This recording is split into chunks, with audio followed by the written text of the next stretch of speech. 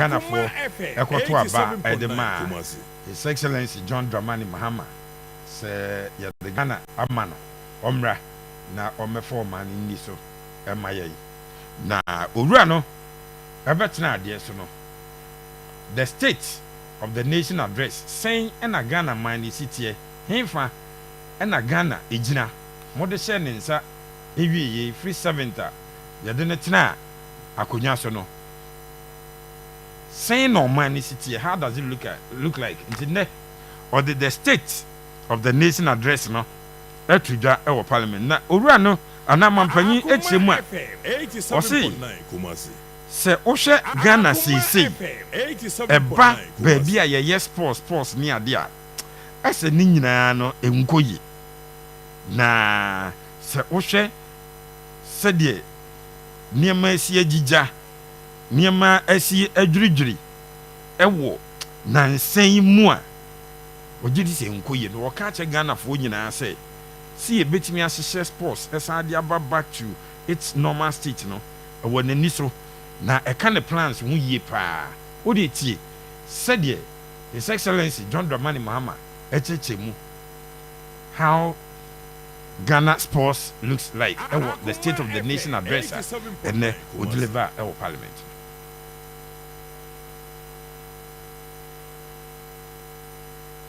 Mr. Speaker, Ghana's sports sector, once again, which was a shining example of excellence within Africa, now finds itself at a very critical juncture. Historically, our nation has been celebrated and has had remarkable achievements in boxing, football, and athletics. Unfortunately, this is no longer the case. However, recent years have unveiled depressing structural deficiencies in administration, funding, infrastructure, and talent development. Immediate and comprehensive reforms are imperative to reclaim our rightful place on the global sports stage. Mr. Speaker, we will develop a comprehensive national sports policy to align with international norms. This policy will be accompanied by an exhaustive review of the Sports Act of 2016, that is Act 934, and the rigorous enforcement of the Sports Regulations 2023 LI 2477. Infrastructure development remains paramount in our strategy. The government is committed to refurbishing existing national stadia, completing youth resource centers, and constructing new sports facilities in the new regions. We'll also prioritize community recreational facilities to foster greater participation in sports at the grassroots level. Recognizing the critical role of youth development, we're implementing a significant overhaul of grassroots sports with the establishment of the School Sports Authority. This body will oversee structured inter-school competitions and talent identification initiatives essential for nurturing future sporting champions. Over 60% of Ghana's elite athletes have emerged from these school sport programs. The ministry has now been renamed the Ministry of Sports and Recreation. To acknowledge the significance of recreation, we will launch a National Recreation Day. This will be a monthly initiative centered on community engagement alongside an annual National Recreation Festival. These initiatives will encourage keep fit activities and promote active lifestyles. It will promote traditional games and strengthen community bonds. Yes, into His Excellency HMA was in say na boxing, football, athletics ni ade. By say we say near man koye, nemum. Omo behwe say omo betutu near man no ma hwe say the besi akọ. That twice we say accountability, transparency, ewo Ghana football, especially and national teams, how they are managed, and also nani wo ho. Next month, the senior national team, the Black Stars, which is now a pale shadow of its former glory, will play 2 World Cup qualifying matches. I've instructed my office and the Minister for Sports and Recreation to hold the Ghana Football Association accountable to the people of Ghana as we prepare for these games, especially regarding the budget of the FA. There will be no secrecy in how much the government spends on the national teams. The budgets presented by the FA and other sports associations must be known by the public. After all, it is the taxpayers' funds that are used to fund these activities. The reduction in government expenditure and waste reduction applies to all sectors of the economy, including the Ministry of Sports and Recreation. And see, His Excellency, say Blasters budget near the Nina, no, say, Yama public, no, maybe so. Say public, no, do we have a say? Can the public decide, say, wait, dear Yempre? And she say, oh, my, you, ne balance $20 million, no, Mose, is a yatis or Mose walk up, on betting a qualifier, $5 million, no, Munia. Some power the better, and said, you almost now release it the more. What can we do? What can the public do? His Excellency, and I can say, maybe some more dear to Jay. We won't be woman or Kakwaya or Befaso, a Peja Sports bill near the Blasters budget, or say it will be made public. If it's made public, does it cost anything? Does it give the Ghanaian a say in the Blasters budget or what? Seraph, State of the Nation address and President. I'm excited. President Mahama seemed to have learned a lot.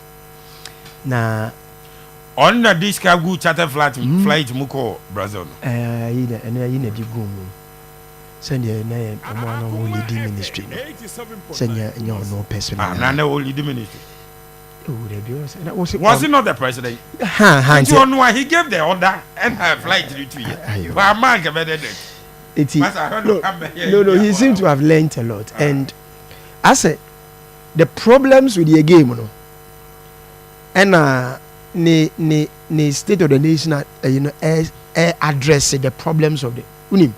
You complaining with Chrome one more about the lack of transparency of the GFA, and or say, oh no, mama encourages her and your my in secrecy, we will not tell you, and your Kobani Ababe can't tremble and all that, those things, no, till yet me a tournament, a Bani and Sky, they call tournament, who could be sad and wise. Now he says that every money, it must be public because taxpayer. That is what does it bring on board, or what does it change? It is a very good step. This is what we've been looking for. No one will be looking for it for a very long time. Question: if it is made public, say so, I'm sure. Wabeka say Blasters next game, or mobile work up call for most of here $2 million into their mom. What does it bring on board? What does it change? See, do you know what transparency will do to you when say oh bibi now him say the whole world obia be hunu mu bi obia be te de wo ya, you are careful. Now we betro Blasters bonus 15,000 20,000 na o mpese e beti now you cool now they are man. Now when you know that it must be public, you be careful. Every 15,000. No, you be unim sa ade we unim obeye ade a say ebema obetimi a justify. That is what transparency does. Unim what transparency does. Transparency the opinion we hear about a very important element because ade bia wo ye bia unim sa ade we may accountable to the people. Ni parliament mean fancy o so mu we are careful in doing that because unim say it can generate public uproar. Ni ebetimi am for fu not typically say na is atama commission e ba na o say FNT me ye budget ekogiska ye de kobo friendly match no mo ankasa friendly match ni so na esa ye funded no mo asa ekogiska se esa de akwakobo ma. Can you imagine say nanka sa de amount for ya where ka be yes ade no when you know very well that no you won't do it. Oh yeah, work up now only pay 100,000 the amount management each management member now him say ade we ade we Ghana the whole Ghana will be able to say ye 100,000 the amount will be you will be angry. Do you know how yet I mean sure there at the point in time also they threaten that wow they will sue you when they realize that a man for us say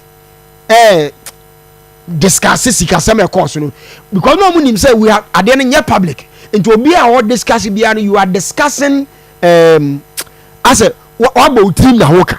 Now the government is saying that also sikana more beje ni sikana mudi ina no obi atie ento we be say adi chale ye chesika yi we sure say Ghana and the whole Ghana obi atie sadi we ya can we defend it obi be can say Mr. I don't want to me pabodi akeke bia munyi film.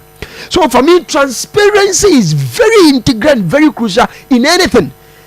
yɛbɛyɛ ne dɛn yɛnyɛ hwee koraa no it serves as checks and balance woyɛ adeɛ bia na wonim sɛ obiara ne tuamu bi a ɛbɛma woyɛ careful and saa de korɔ no bɛyɛ a check and balance for you ɛma woyɛ very careful in doing so. For me are very excited.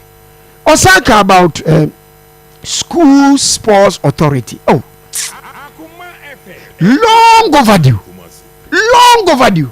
And when anybody who say ni kasa and say there's a problem. No, school sports ni we are now as any the other elements of your game. No, any tracker.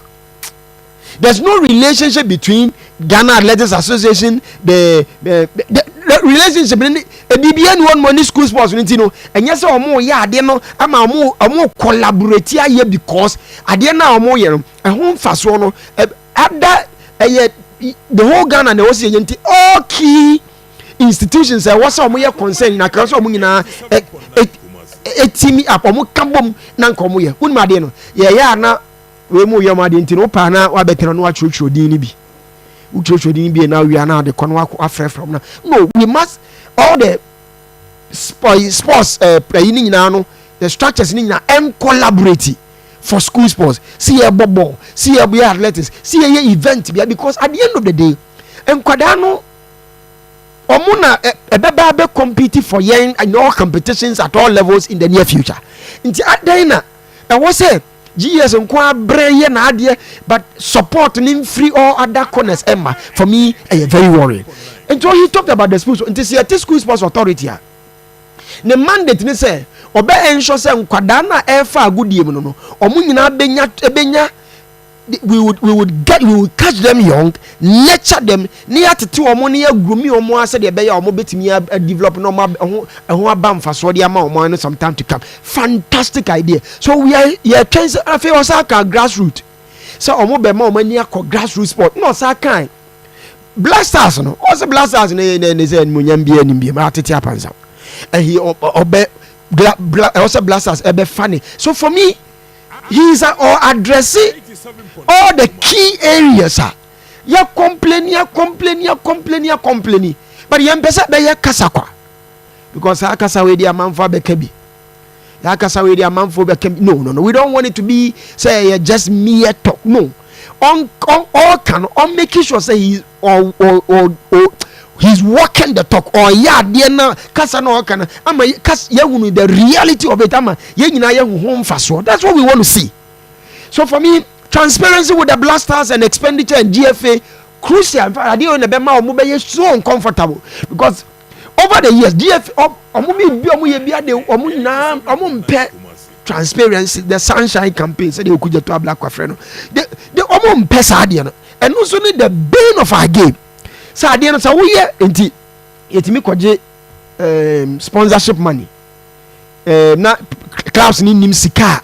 Yadi bol scar sponsor na diaba ye omunim they don't because for me until transparency starting from this angle at least we a crowd na sabi won say aban po demanded transparency from the GFA na so won demanded transparency from the GFA when you kwaje sponsorship aba you kwaje title na so won demanded what is going into it. It tells you of how the kind of people you are.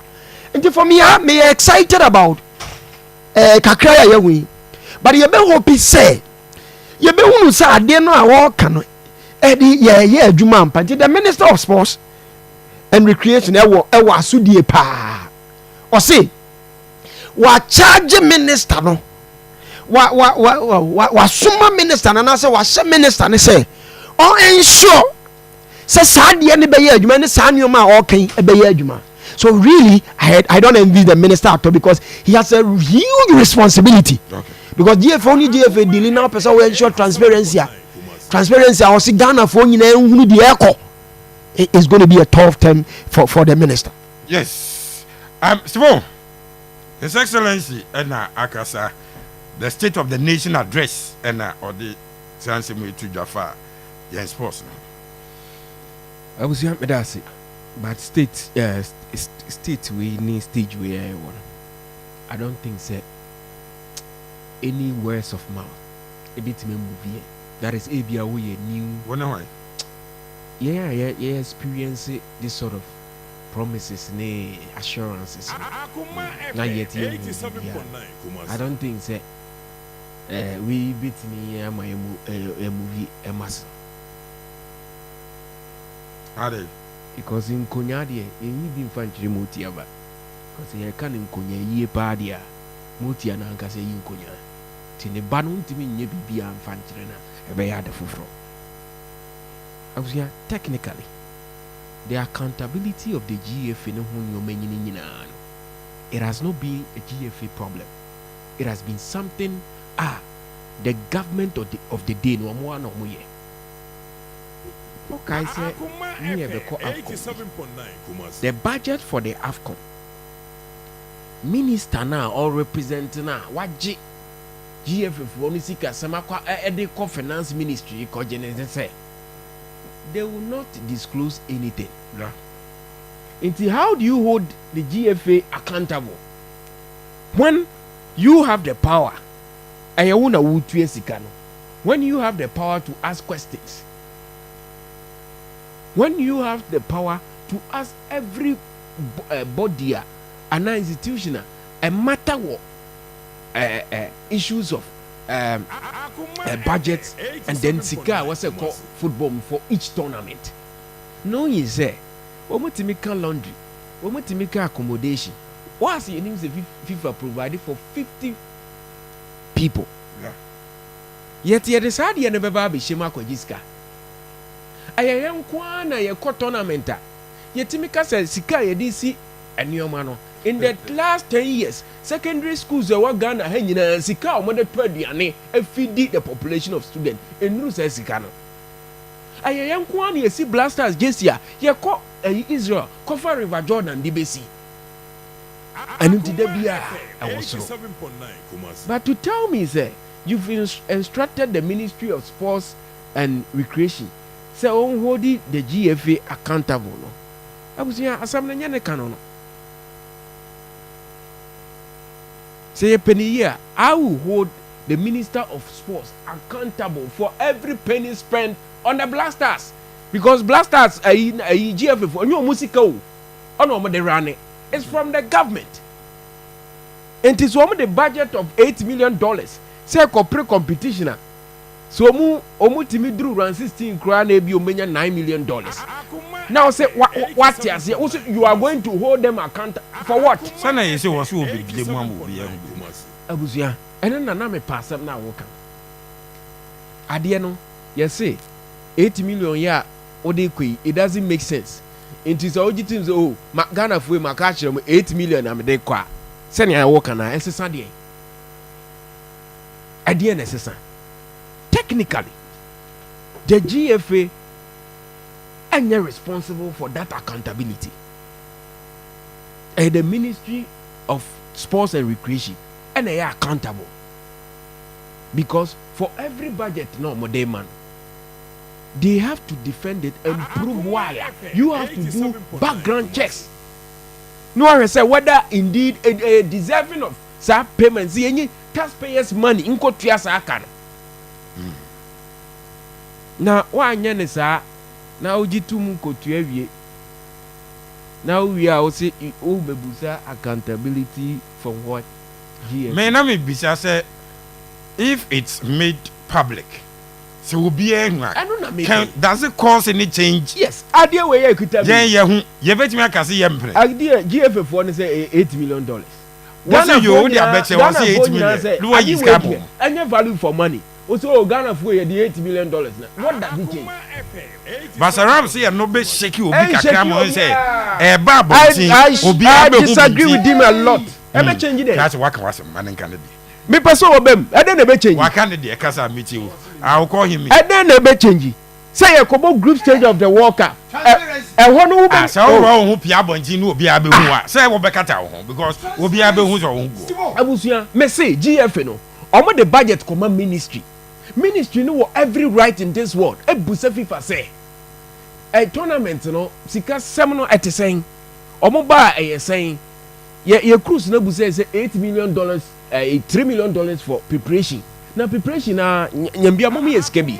Se momu eskebi a ene adentina amaya Kenya momu the same amount for preparation. na yɛ deɛ ɔmo so ɔmo busa $3 million. Be afraid of Obeya. And as a rough, yes, I know about it. No, see, and mammy, more me to her. Minia. We need transparency. Then I've heard the which me and Penny and get one. Oh, my main share analysis. Steve, say, why Juma in a certain setting? Only say, oh, cover. Your cover your master now we are there with Sumasia easy to misbehave. Oh yeah, this is what they were doing. And now we come ministry, you know. You could a minister and the GFA president or we one. Into we are Neil under Neil Antene Nyantechi. They were not one. And you could clearly see that there were issues with trust. Now Ubenya under Yusuf ne Kate.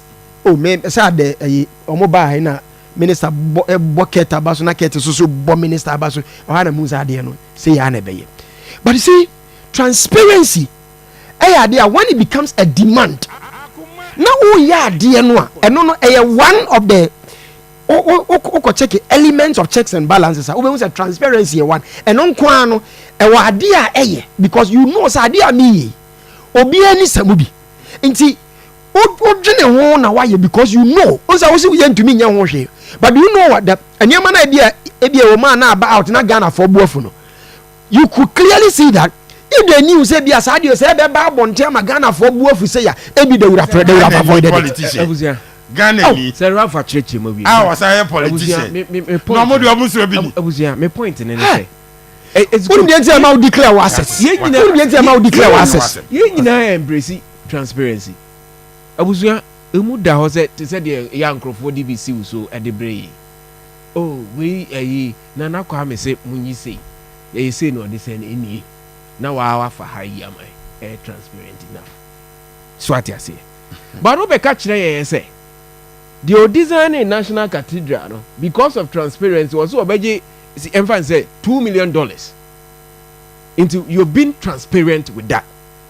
But you ask yourself say $2 million na ni parents person no why a transparent but I have value for money for that idea or execute see a kobo group phase of a tournament I honey benya $8 million what's why a transparent in the budget now the kobo group phase $8 million so being transparent by telling us sikana ode kaninti we should embrace it.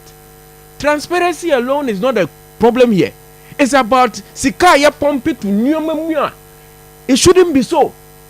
That is what we need to fight. Because Mubetima them African Yinabum and a cruise on first near the Sioma Yamomu, but still, Yenya the Yenyana. We can be transparent. I was Yamika Minim Saltimasia. Which was a you bet to me this Canaba. So first near and can't romo, I fear a can't romo, but the dash in the Sen Yabenya and still I be. But the Ghanaian is fighting for Sikana yede ko shemuna. You feel say any value for ade na yede ko pre no. E bi omo e ba bonji abechichi mo ache en die. Enti ebe bo omo hu kakra maka. Ah for ne enti kroma ne atete nsem bebre. Anya ha na excavator bi ese ya. Se sika yede ko to excavator. Se no wote ya megina bedwoma me declare say netie. Nti se rabbit say omo ba bonti aban na ba bonti abechem se efinisi se wotimi meka se efinisi malam bi wa ha yen come $2 million work up oba me yakodu abusia mesini abusia mesini nyina be ko budget ni no mo be ka $8 million na the same thing aye cover up method ensesa bibia o de omo kan nyina miscellaneous ni indemnity ayi hwan ni de kozinya ntachike kan na ye de nyina be shem ye de nyina be shem ye wi ani abeka kire say so de person oti $8 million Ghana foi Ivory Coast ye koi si age Afcon na $5 million but ye sika dey prepare ni bibia dey ko bia na $9 million ye nye transparent but you ask yourself say is it value for money 87.9 eno na Ghana ni nepe so obeka chem say ye say ne dey ko wa bra ade na wo ko pre na ankasa no ehu sika no anyway boabra so sika bi edi wura nyoma bi mu a enye fit for purpose yenye no firi enu I was here fighting your transparency. Na yentia no mo de ayi bi ba say ayalolo ba si bi a ye branding. Yes sika o mo je be $3 million. But who so mo ye branding now? Because say this yeah new can say through that figure. So it's not about being transparent. It's about eliminating the wrongs. Inflate sika no. Sika de obetima be catch re ye be dia tu. Na is ono mo ya adwen say omo ye transparent but omo nsan nyi ma bi free me. Nyantia na say ye national identification wan. Ye board budget ni say be $28 million. But we be come na $28 million. O man bi ono cry advance. Aye population o number no so chen ye de no. Aye at a very lesser fee. So you can be transparent with the figure. But you can still steal from the same thing. And tell me what you are say. Say me trust idea we here white. So me da say. I dey ask. And now we are government rep or Hana. Where are you? I don't say. I guess. So be no. What you be what is your problem? What has government rep got to do with it? Let me say. Transparency. One. See, what say Steve Oka say, enye enough. Nti kira wo say, very important, but enye enough. Onka say hu hia o. So that is the point. That's eye pa ba dem bi ho mo say nyim free. And I make say, see, the president must ensure say, what says the president now committed say, ska me dey ma wo no. I may person we transparent with it. Yes, I agree. A first step. And I make sure say wo ye adwuma bia na unim say obi a hwe wa. Likely so be a bit careful kakra. Impossible so we are with some level of reasoning. Knowing say idea we say we say your kota idea we me kota idea we 10 cities but me kota no 20 cities. We so nim say idea public. Enti obi a ni nebuo. Enti be ma wan kasa no we idea na you begin to obebisa ho say really so transparency one at least a stage and also a step. So going forward, the other things in it ensure say there's prudent utilization of resources, and also another step. In this when one of the avenues I think that we can at least ensure say Juma, we have a present for when you're comfortable. Let us say, yeah, to us, 87.9 FM now.